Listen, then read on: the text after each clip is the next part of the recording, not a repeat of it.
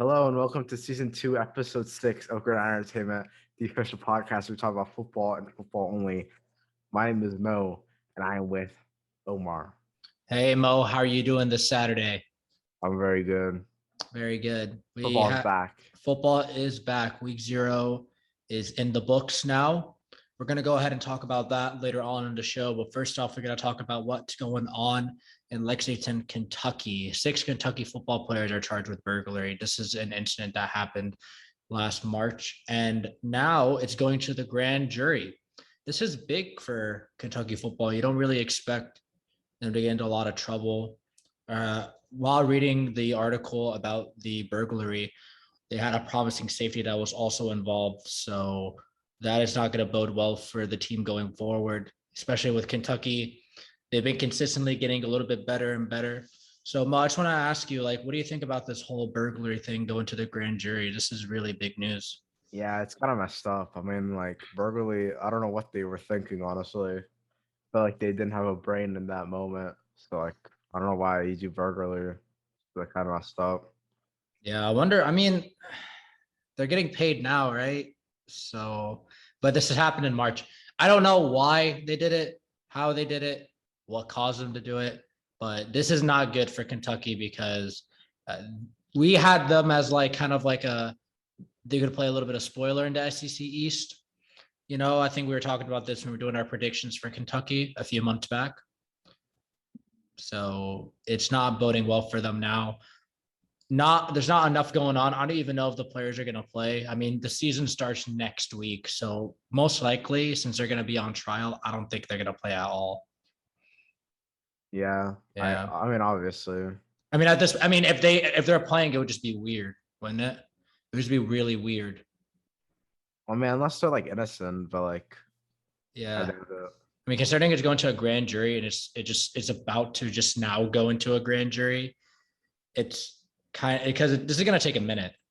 So it's not going to be next week everyone's fine. No, it's probably going to take a few months, if I'm being honest with you. Yeah. So we'll see what happens with that.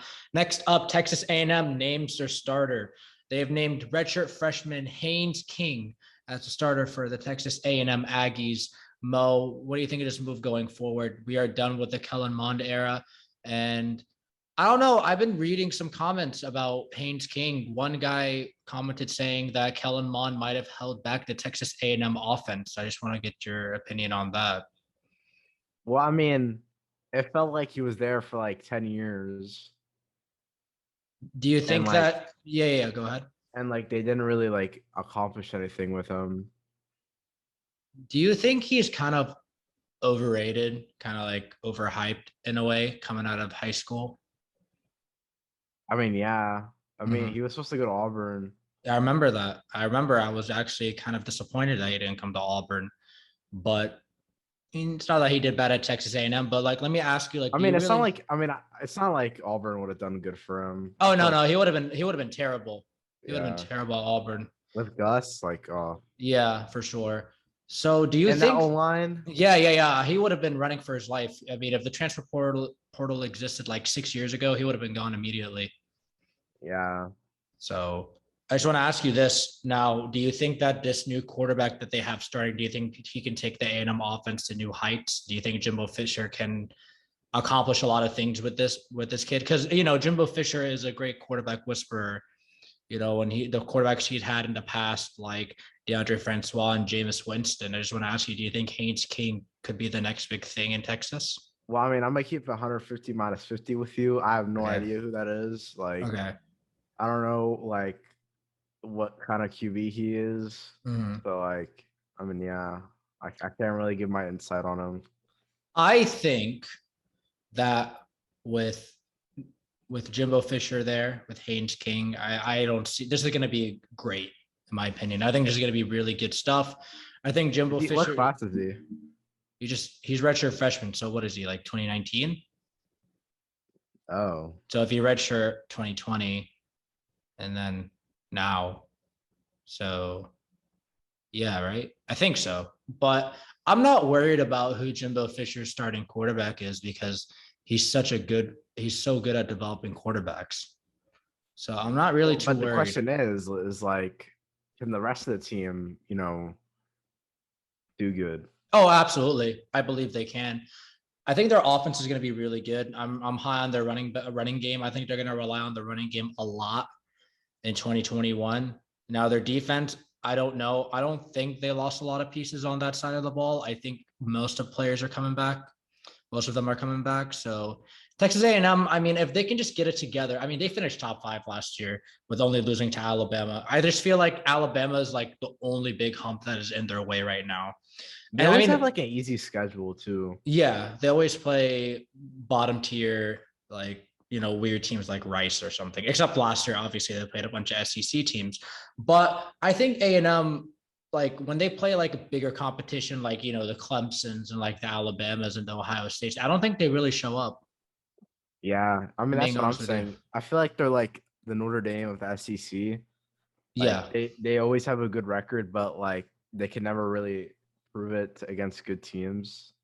and big games Yeah, and big games. But I think Haynes King is going to do good things in Texas. and I like think. A&M's offensive line is like really underrated. Yeah, They have a yeah. good line. They always. I mean, Jimbo Fisher. I mean, hey, was Jimbo Fisher there when their offensive line started to get bad at Florida State, or was he not there? He Yeah, was he there, wasn't? was. Yeah, that's when I Francois don't. got hurt. Yeah, I don't know how. I don't know what he did this time around, but because when he was first in at Florida State, his offensive line on that championship team was pretty good.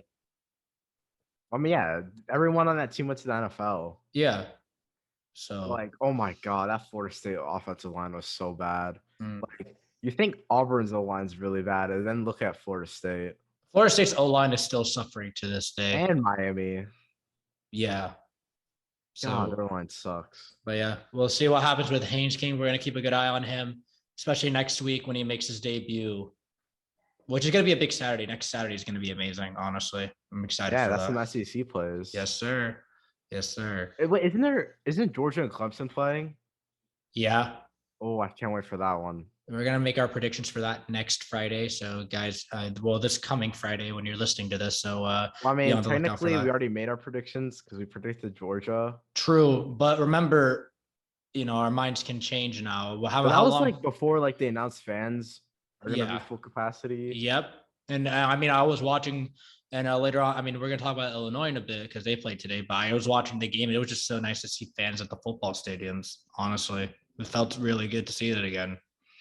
It felt like an actual football game. You know what I mean? Yeah, Yeah. So can't let's wait. move. Yeah, me College too. football needs fans. Yes, it really does. It cannot without the fans. Like the fans, the atmosphere, like it's everything. It's everything. Let's move on. Let's talk about Joey Gatewood. So he is entering the transfer portal once again.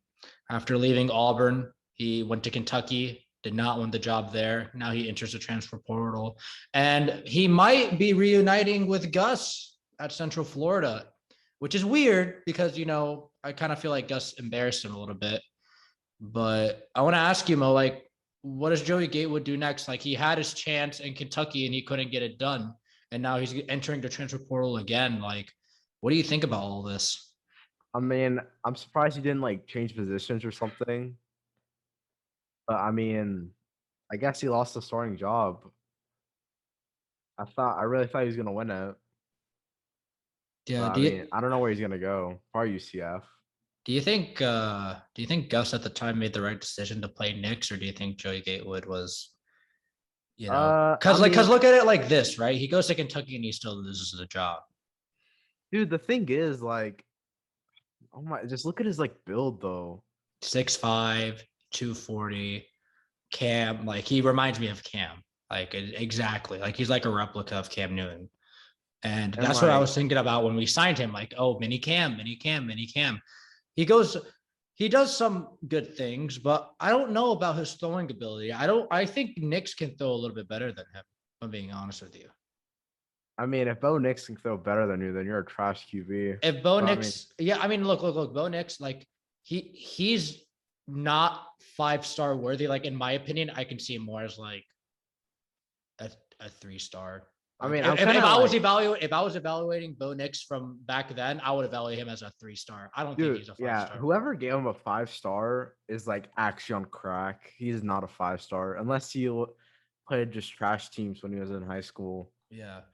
Let me ask you now about the transfer portal. Like, do you think it's kind of like, I don't know, it's you just enter it because you're not good enough to make it to on a real team on the team that you signed for? Like, do you think it's kind of stupid? I think like it just, they're more entitled because they think, oh, because they're not good enough to make it somewhere, they go somewhere else. And then if they lose again, then they're able to go somewhere else. Like, do you think that's really fair? Like, do you think like this helps them out? Because to me, it doesn't. Like, if you're not the better player when you get there, then you're just not good enough at that point. Like, you tried, you can go again in the transfer portal, but then again, like, do you think you kind of like, you quit on the team, or like, how do you feel about that? I mean, like, I wouldn't just want to sit on the bench. I mean, I want to like go get a spot. Is like if I know that I'm gonna get the spot, then I'm gonna leave and then go somewhere else. But like, I'm not gonna be like Tate Martell and like transfer every single year. Like, I wouldn't do that. I feel like if you transfer once and you don't win the job, I think it's time to think about maybe changing positions at that point. Because I think that your value on the team will be significantly higher if you play a different position. Like, I mean, let's look at an NFL example, right? Let's look at Logan Thomas. Logan Thomas is right now currently on the Washington football team. And Logan Thomas, before he was a tight end, he was a quarterback at Virginia Tech. And when he got to the NFL, I mean, he played a little bit of quarterback, but then he made the switch to tight end. And last year, he did really good. He was top 7, top 8 tight end last year. And Like we could talk about Terrell Pryor. I mean, Like, he was a QB, and then he got into like allegations and stuff, and then he had to go to wide receiver, and then like he balled out for like a few years, and then he fell off. yeah. But like, So if you want to look at like a great example, Julian Edelman, yeah, like he was a QB, and then he he made was the a switch. small QB. Yeah, he was a small QB. He made the switch to wide receiver, and now he has how many rings with the Patriots? Like 3. Yeah. He won 3 championships. So I think that after the first time you transfer, I think you should really think about switching positions. In my opinion, I think that if you're a wide receiver, right, and you can't crack it on offense, you might as well try defense. You might as well play corner. You know what I mean? Like, you have the speed, and Like you Tim could. Martell, I don't know why he didn't. He hasn't switched positions. What would Tate Martell even play? Tight end? No, He's too small to play tight I end. say like receiver. He's like fast. Yeah. Where is Tate Martell now anyway? I have no idea. I That man forgot. fell off so hard. Yeah, I know. I remember watching him. He was on this TV show. I remember watching him, and he was like really good in high school. Well, commits to Ohio State like his junior year, and then after that, it just didn't work out. I mean, and anyway, Ohio State had stacked quarterbacks when he got He there. committed to A&M and then he decommitted. He should have just went there. I think he should have just gone there the first time. Honestly, Why would you do that at Ohio State? They had like 3 NFL QBs. exactly. That QB room was stacked. Now, let me ask you this. So you think Joey Gatewood goes to UCF? Is he going to play immediately, or do you think he's going to sit out another year? Because this is not good for Joey Gatewood, in my opinion. Like, this is really bad. Yeah. I mean, I'm surprised he lost. I thought he was actually going to get the job. Yeah, me too. I thought he was going to win the job. I thought he was going to be a starter. He's going to prove everyone wrong. He's going to prove Auburn wrong. And guess what? Didn't. And like, to answer your question about like, do I think Gus made the right decision? Like, I mean, I'm not like as pissed as I was before, but I'm still like kind of pissed because I feel like he would have done really good. Yeah. With our system. But anyways, like, I mean, our system kind of fell off after 2015, in my opinion. I think after 2014, everyone kind of caught on. Yeah, because we just did the same stuff. If you run, it's like the Ravens, right? You know how they always run zone reads and run down to gut. People catch on. You know, you can just stack 8, 9 guys in the box and it stops it completely. Yeah, like I don't know, we should have capitalized on it. And like I know it was like a revolutionary offense, but like it didn't last like at all. Tempo didn't last. Tempo is So, and the fine. reason why it works like really well is because we had like are the perfect people to run it. Like we had Nick Exactly. Marshall and Trey Mason. Yeah. They're the perfect players. Yeah. It's just tempo, tempo, tempo, tempo. That's all it was. But tempo doesn't work all the time. You know, you You can't know, keep in the running. 2013 Iron Bowl, we ran the ball like 70 plays and we passed the ball like 10 plays or 15 plays. That's not a surprise to me. But it worked. It worked, right? Not how, but A different time, man. Different time. This was what, like 8 years ago? So, but with Joey, I mean, good luck to him. I just don't know if he's going to cut out quarterback anymore. I would actually think about changing positions for the betterment of his career at this point. Because I think like if he goes to the NFL, I think he'd make a really good tight end. Like I think he would make a really good tight end. yeah, he has the build for it. He's huge. He's 6'5", 240. He has the size. He can put on maybe like, I don't know, like 10 more pounds. Yeah, man. Like I would actually consider that. Like I would honestly consider it at this point. So we'll keep up with Joey Gatewood. Season starts next week, so I don't know what he's waiting for. Like we need a decision like before Saturday, or Yeah, you know what? Before Thursday, because I mean, I think UCF plays on Thursday. Yeah, UCF I mean, plays on Thursday. he's only gonna have like 2 or 3 days of practice. Yeah, I think like I mean he knows guest system. I think he'll just slide right in, and maybe if quarterback plays bad for UCF like halfway through the season, he might play. But let's move on to our next segment. So the ACC, the Big Ten, the Pac-12 are planning on making a conference realignment. We saw the SEC and Big 12 kind of consider it, but basically it's just A&M and Oklahoma going to the SEC starting in what 2023. Not A&M, Oklahoma and Texas. Yeah. Sorry. Yeah, A&M is already in it, but Oklahoma and Texas, they're going to and those are like the Big 12's biggest teams, you know, like that's their two biggest teams. Those are the teams that make them the most money. So this conference realignment, Mo, what do you think about all of this? I don't know if it's for the better or for the worse in college football. Like I honestly don't know. There's like the pros and cons. What are they going to make it like the NFL, how they have like AFC South, AFC North? I don't think that's a bad idea, but it's just too many teams, man. There's too many college teams. That's the problem. Like the NFL has 32. It's good for like the smaller teams because they could have like they can make more money and they could have like a better or a bigger brand. Yeah, I guess it's good on them. I guess so, but I don't know. I'm not buying the whole. I don't know about the conference realignment. I kind of like it if the group of five was. I don't know because the group of five is never going to make it anywhere. Like they're not going to make it far. They could maybe because if there's a 12-team playoff, which we'll get into later on in the show, if there is a 12-team playoff, I mean everyone has a chance, right? I mean, if there is going to be an alliance, there has to be a expanded playoff. Yeah, there has to be if it goes through. But yeah, ACC, Big Ten, Pac-12. I mean, I would do the same thing at this point. Like everyone's getting the SEC is just getting better and better, and everyone else is just trying to catch up. In my opinion, that's how I see it. Yeah, for real. So we'll see what happens with that. We got a lot of time. I mean, it's not gonna happen next week. Like it's probably gonna happen like next off season. I'm being honest with you. It's kind of too late now to have any kind of realignment, especially with the season starting next week. So yeah, we'll see what happens with that. Next up, according to West Virginia's president, he is on the college football playoff committee. He's saying that the 12-team college football playoff is in jeopardy. It's an interesting thing to say. I don't know how it's in jeopardy. According to the article, it's far less clear because of Texas and Oklahoma going to the SEC. Because some experts believe that the SEC would further dominate a 12-team playoff, whereas it may not claim more than one or two spots in the current 4-team model. Mo, what do you think about all this? Like the SEC could actually take honestly, like they could take most of the 12 spots because usually, like, how many SEC teams make it to the top 10, right?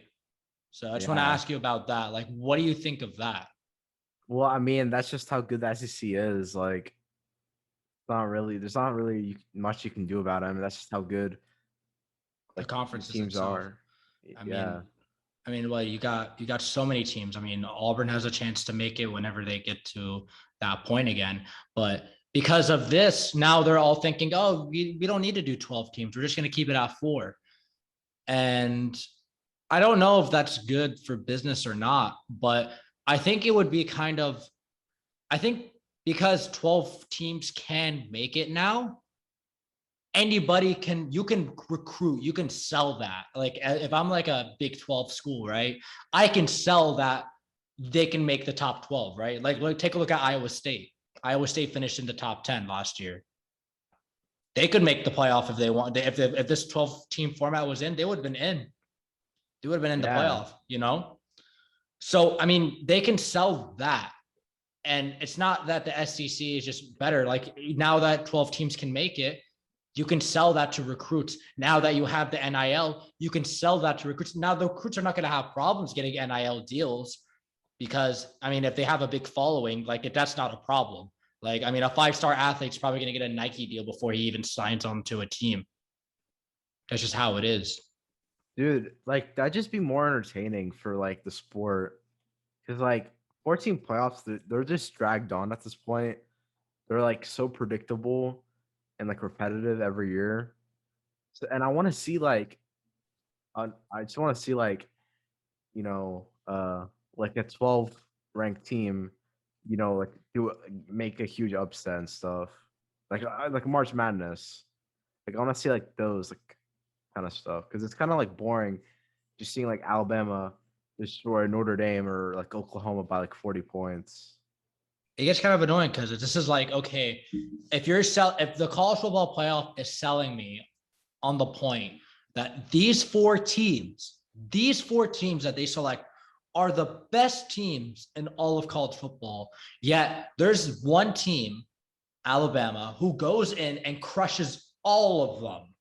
Like, how are you selling me on that point? Like, what makes you think that this team at 2, this team at 3, and this team at 4 is close to the ability of the number 1 team, Alabama? Like, how can you sell me on that point?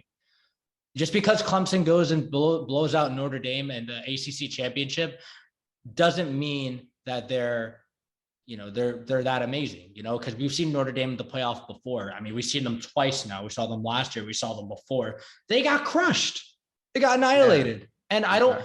I don't know how the first time the committee was like, oh, we shouldn't add Notre Dame to the playoff because of what happened last time.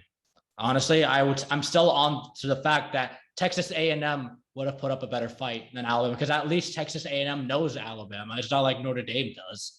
Yeah, and they'd be more hungry for it because they want revenge. Exactly. And you're telling me that Notre Dame is better than Texas A&M, even though that I knew last year that A&M would have beaten Notre Dame. Like, I mean, to be fair, Notre Dame had a harder schedule than A&M. fair enough. Fair enough. But who plays in the better Like, conference? who did A&M play? Actually, no, they beat Florida. But like, who do they play other than Florida in Alabama? I mean, you make a good point there. They played no one. But I still would have So given them a shot. Like, I would have definitely given them a shot. I mean, Alabama would have won either way, but like, Yeah. Look, might as well. I'm looking at the top, right? I'm looking at the top teams. No one else would have beaten Alabama. Like, if I'm being honest with you, if you put, because I'm looking at the top 25, like Oklahoma would have not beaten them. Georgia would have not beaten them. Cincinnati would have not beaten them. Iowa State. Now, I think that if you put Oklahoma in it or Georgia, it would have been a better game. But Alabama still would have won anyway. Yeah, I mean, Alabama would have destroyed anyone that I think year. Alabama was like the top dog. Like they were just superior to everyone. They had a stacked offense. They had Jalen Waddle, Devontae Smith, Najee Harris. They were stacked everywhere. So they were going to win it regardless. I just want to see a good game. I don't care that Alabama wins. I just don't want to see them win by 50. Or like, I mean, as an Auburn fan, I don't want to see them win at all.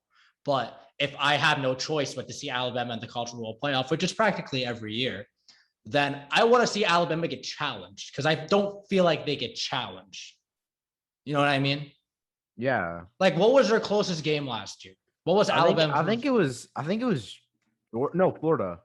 In the SEC championship game. Yeah. That was their closest game. And if Florida had a decent defense, I think Florida could have came close to winning. They could have won, but I mean, it's Alabama at the end of the day. Because that like offense was Trask carry that team. Kyle Trask, Kyle Pitts. I mean, Kadarius Toney. I mean, they were stacked everywhere. That offense was like a 4-point game, and their second closest was Georgia, and that was like a 2-possession game. I didn't enjoy the Georgia game at the beginning. In the first half, I did. After that, not really. Yeah, because Georgia was winning it in the first half, and then they did a Georgia thing. You know, they do what Georgia does. So yeah. But yeah, with the College Football Playoff, man, Jeopardy, 12 teams. I don't know how to feel about that. With the whole Oklahoma and Texas planning to join real soon.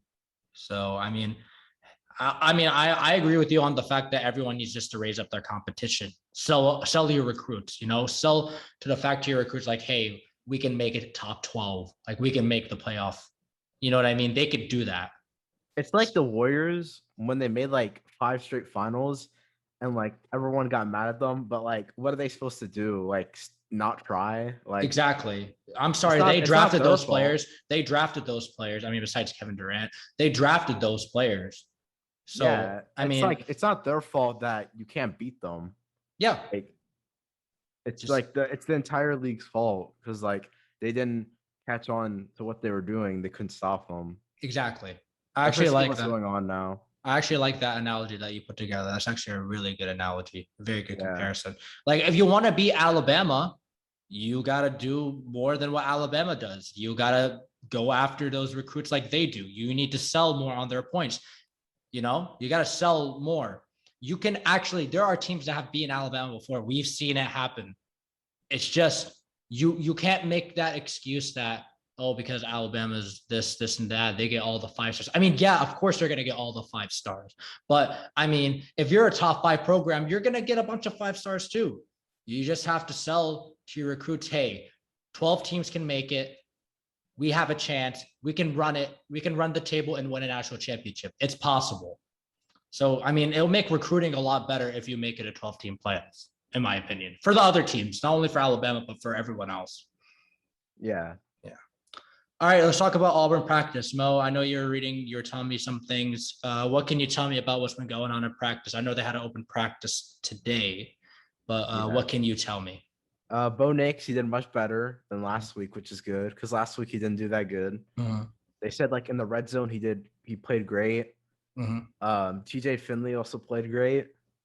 He utilized the running backs, and he also did good on the red zone. The receivers, they did much better. They did drop some balls, but like they did do much better. Demetrius Robertson was like the clear like best receiver in the practice. Defense wise, nothing really has changed. Like there hasn't really been changes. What else? Yeah. Hang on, let me pull it up. No, you're straight. You're straight. Okay, so I mean, I'm gonna Demetrius Davis might be redshirting this year, which is like no surprise. I'm actually okay with him redshirting. I think that with him sitting out, look, it just depends on how Nix plays. I mean, you never know. Demetrius Davis could be the starting quarterback for the Auburn Tigers in 2022. Being honest with you, it's possible. Because Grant Loy ain't going to be it. He's gone for sure. And I mean, depends on how Bo Nix plays. I mean, I think if Bo Nix plays really bad this year, I think he should just transfer. Because I think everyone's going to be after his head. Dude, he just needs to just do better. I mean, look, I also do blame the offensive line. I'm not going to lie to you. I really do. But his pocket presence, like when the pocket collapses, you got to run. You got wheels. You got wheels. Go. No one's spying you. Just And go. like a thing I noticed last year, even when there wasn't any, like even when the pocket didn't collapse, he still like scrambled. Yeah. Yeah. Like really dumb. What about the defense? What can you tell me about the defense? The defense, um, Jalen Simpson was in full pads today, but he Okay. wasn't with the rest of the DBs. Um, the safeties, two of the safeties have been returning punts. Uh, um, Mhm. what else? Acu Leota had a Okay. really good day. Good. Was in the backfield taking reps. Desmond Tistol was being subbed in a lot today. Mhm. Uh, Linebacker. Um, what else? The wide receivers, like they're still making drops, Okay. like which is like I mean they need to do better. But, I mean they did better than last week. That's what they said. What I'm hearing from you right now is I think Auburn's going to rely on the run game a lot. It looks like the four receivers that are going to be starting this year are Demetrius Robertson, Cedric Jackson, Javarius Johnson, and Xavion Capers. Those I look like like Xavier Capers. I like Capers a lot. those look like the four starting receivers this Oh, year. okay. What do you think of that? I'm really optimistic on Shedrick. I mean, he And drops a I lot. think Demetrius Robertson's going to go off. Yeah, I think so too. This is going to be an interesting wide receiver core because we're not, we got Schwartz as he's gone. Seth Williams is gone. It's gonna be an interesting time in Auburn. I And mean, in my opinion, I think what they should do is just give it to Tank. Honestly, like I want to give it to Tank. I also want to give it to Sean Shivers. I think we need to utilize all our running backs. I don't think we should just keep giving Tank the ball. I'm look, we have so many good running backs. Like everyone's got to get a share. We got to be like, we got to run a running. We have enough to run RBBC, a running back by committee. We have enough to do that. I think we really should. yeah, the freshman running backs look good. That's what people said. Like I think Tank, like if you want to bring like Sean Shivers, he's a change of pace back. I feel like with Sean, like he electrifies everyone because he trucks players all the time. Like he brings that energy. We're down by 10, right? We need a spark. He's the guy to do it. You know what I'm Yeah, saying? yeah, Because I think we're really going to rely on the running game. And I think it'll be good for Bo Nix because it will take the pressure off him. Because I think like we should not let him throw the ball a lot. I think if he doesn't throw the ball a lot, we'll be fine. He should not throw the ball that much. If he throws the ball 40 times, it's not good. exactly. Because our receivers are young, first off. Our receivers are really young. So they're not really that experienced on the field, right?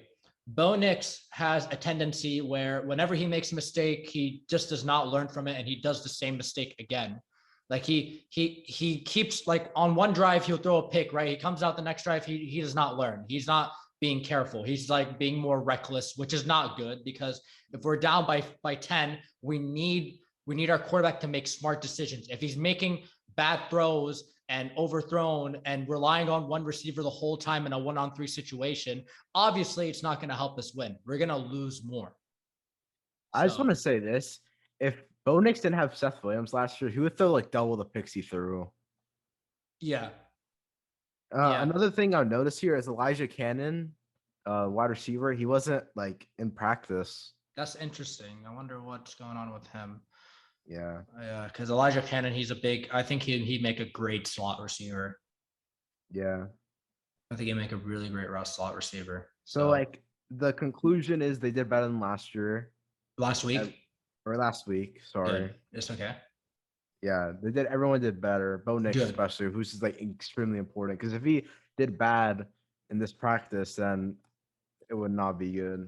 Okay, so you said everyone did good. How was the offensive line play? What Uh, can you talk? they didn't really say anything surprisingly.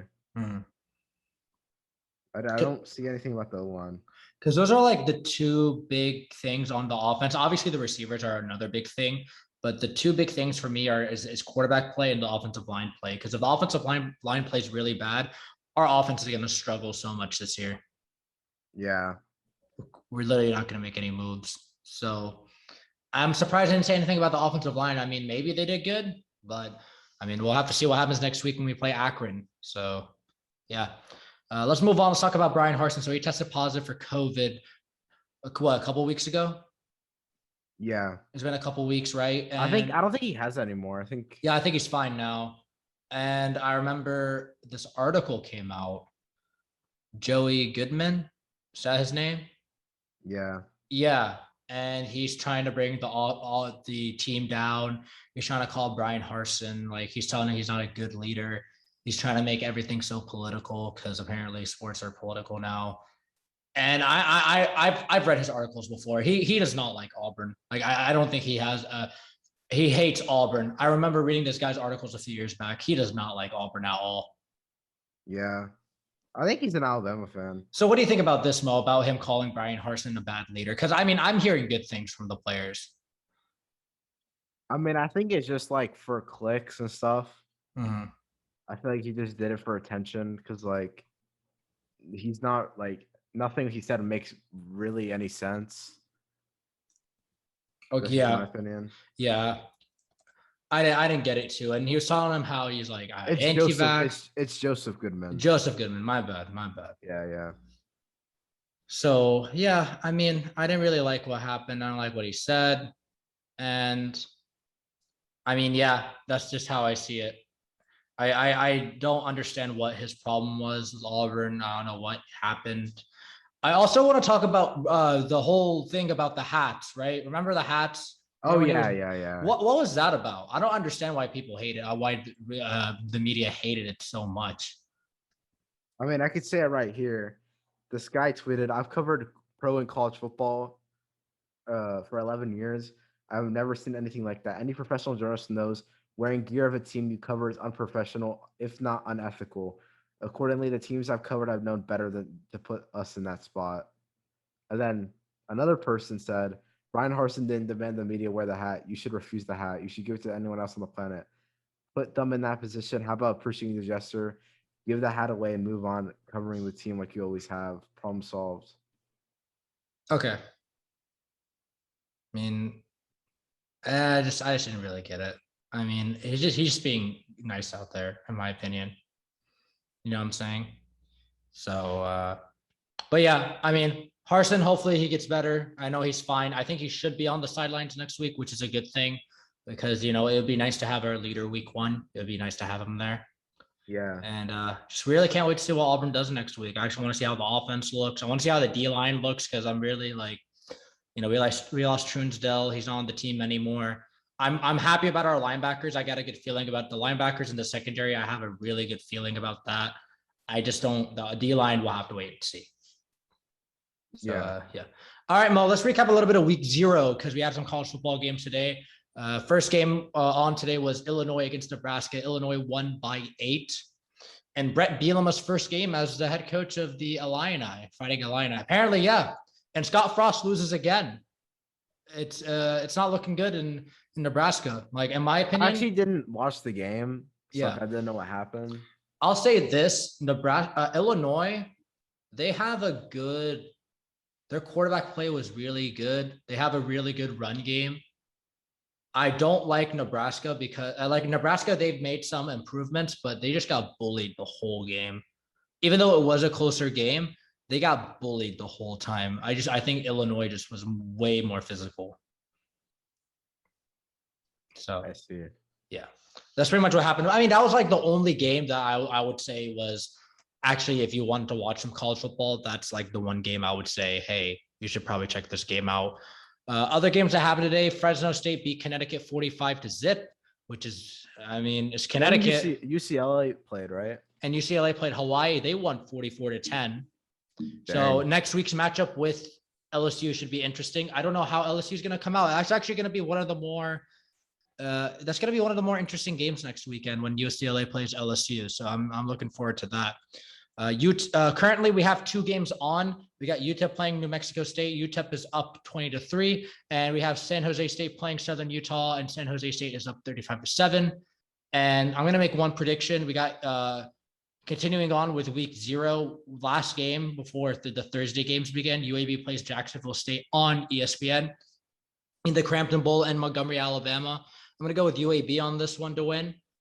It's going to be I want to see how the Blazers will do. That is my, my alumni, I'm a UAB Blazer. And I think they're going to do pretty well. I really like Coach Clark. And it's going to be an interesting game. I'm glad it's going to be on ESPN because, UAB doesn't really get a lot of those. And I mean, week 0 sucks. that's why they call it week 0. There's not a lot of games on. There's only like 6 games. Hey, what is the Auburn game going to be on? What channel? It's going to be on SEC Network Plus and ESPN Plus. But I will say this: if you have the ESPN app, you can watch it on the ESPN app because we've watched the A-Day. It's not going to be on TV. It's not going to be on TV. Why? Because we're playing Akron. So that's what I'm saying too. I'm actually an SEC team. Yeah, I know. But yeah, apparently we're not going to be on. We're going to be on the alternate channel. But if you have the ESPN app and you can log into your TV provider, you can actually watch the game on there. Because I've done it before. We've done it with the A game because the A game was on SEC Plus, and we still watched it on the ESPN app. You can actually still do that. That's good. Yeah. I'm going to go ahead and read off some Thursday games that are interesting to me. Not all of them are. Thursday on ESPN, we have Boise State playing UCF. And UCF, Gus Malzahn's first game. And also Bryan Harsin left Boise State. Mo, you want to make a quick prediction on this? Who you got? Do you think Gus is going to notch off his first win of the season, or do you think Boise State's going to take this one away? I think UCF will win. Me too. I think UCF it's Gus's first game. It's a new atmosphere. It's going to be loud. And I mean, UCF has been pretty good for the past 2-3 years. They've been kind of decent, So I'm gonna go with UCF on this one as well. Another game intriguing to me: South Florida playing NC State. I'm gonna go with NC State on this one. Gonna be a really good game. And I got NC State. And NC State's more like those teams that are, they're decent, and they can catch up to you if you play off. Another big game that is intriguing. We got a few of them, honestly. I'm going to go ahead and read off this one before we get into the Saturday. We're not going to talk about any Saturday games. I just want to get through the Thursday and Friday games because we're not going to be talking about this until Friday. We got Ohio State playing Minnesota in Minnesota. Now, obviously, Ohio State is a new regime. Justin Fields is gone. I think Ohio State is still going to win. I like Chris Olave. I think he's a superstar in the making. And it's going to be an interesting game. I mean, Big Ten football on a Thursday night, you can't ask for anything better than that.